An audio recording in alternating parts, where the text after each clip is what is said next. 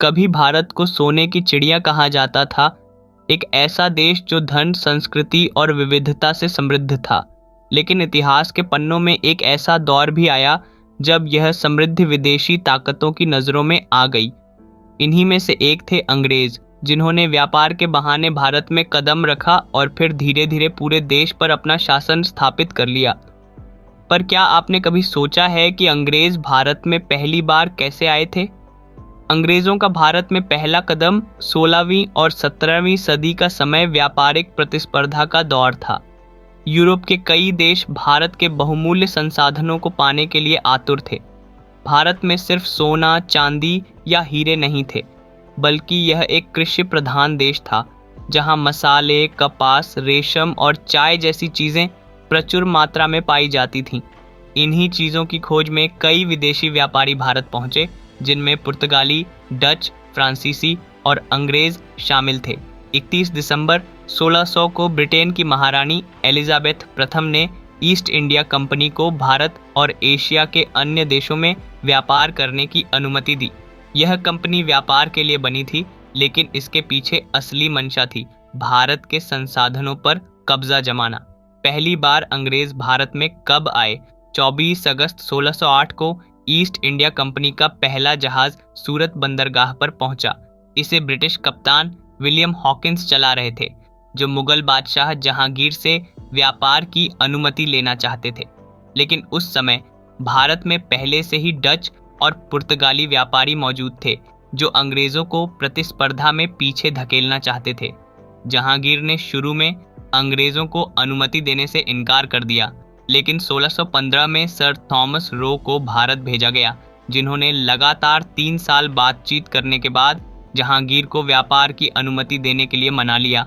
इसके बाद east India company को भारत में अपना पहला कारखाना स्थापित करने की इजाज़त मिल गई। कैसे धीरे धीरे अंग्रेज़ों ने भारत पर कब्जा जमाया।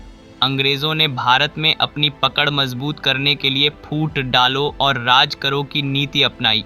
वे धीरे धीरे भारतीय शासकों के बीच मतभेदों को भड़काने लगे।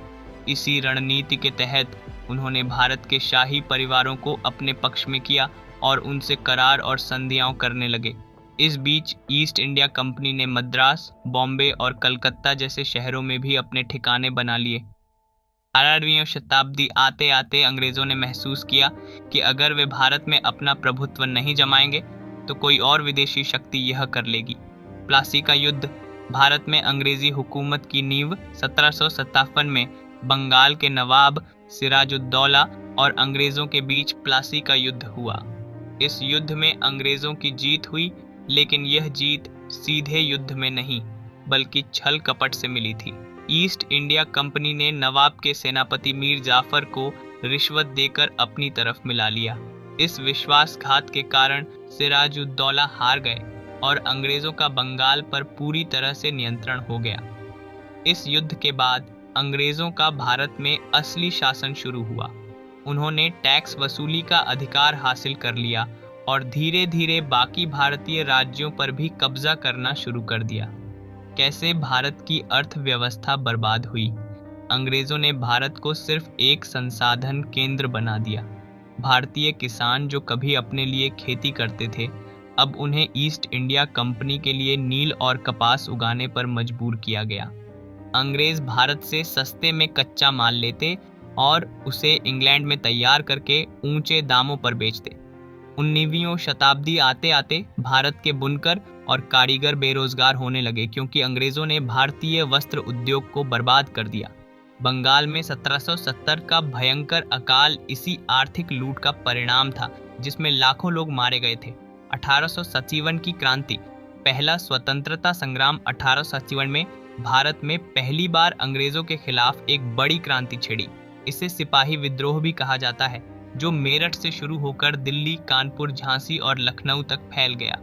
यह विद्रोह भारत के कई स्वतंत्रता सेनानियों के नेतृत्व में लड़ा गया, जिनमें मंगल पांडे, झांसी की रानी लक्ष्मीबाई, तात्या टोपे और नाना साहेब शामिल थे। हालांकि यह विद्रोह पूरी तरह सफल नहीं हो पाया और अंग्रेजों ने इसे दबा दिया, लेकिन इस क्रांति ने अंग्रेजों की जड़ें हिला दी और भारतीय स्वतंत्रता संग्राम की नींव रख दी। अंततः भारत की स्वतंत्रता 1857 की क्रांति के बाद ब्रिटिश सरकार ने ईस्ट इंडिया कंपनी को भंग कर दिया और भारत को सीधे ब्रिटिश साम्राज्य के अधीन कर दिया। इसके बाद अंग्रेजों का शासन लगभग 90 साल और चला, लेकिन भारतीय स्वतंत्रता संग्राम जारी रहा। 20वीं शताब्दी में महात्मा गांधी, भगत सिंह, सुभाष चंद्र बोस और अन्य स्वतंत्रता सेनानियों के नेतृत्व में आंदोलन तेज हुआ। आखिरकार 15 अगस्त 1947 को भारत को स्वतंत्रता मिली, लेकिन इस स्वतंत्रता की कीमत बहुत भारी थी। देश का विभाजन, लाखों लोगों की मौत और लाखों लोगों का विस्थापन।